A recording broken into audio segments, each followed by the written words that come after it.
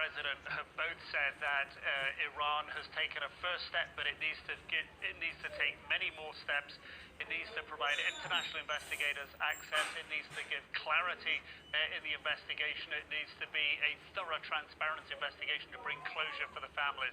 So they're under pressure there from the international community.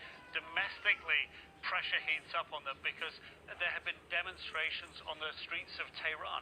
People are angry that the government hadn't done enough to protect its own citizens. The vast majority of people aboard that plane were Iranians, and the Iranian military had suggested grounding civilian aircraft. So this is what part of the basis of the anger is, that their leadership for several days prevaricated. It knew that it shot down this plane.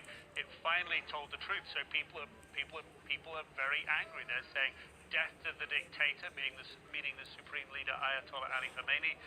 These protests were several thousand people outside a university in Tehran last night.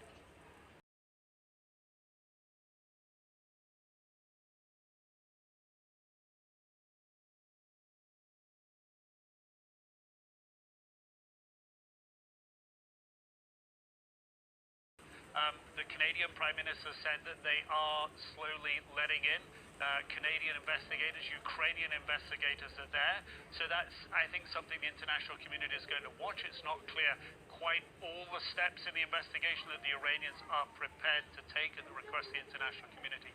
Domestically, we know exactly how the Iranian leadership handles street protests, and that is to stop those protests as quickly as possible. And last night that involved using police with tear gas. Indeed, the British ambassador in Iran was arrested last night at the protest. The Iranians accuse him of being in the protest. He was held for several hours. The British foreign minister has said that this was against a violation, a flagrant violation of international law, and the ambassador himself said that he was not there being part of the protest. So at the moment it seems that Iran is going to try to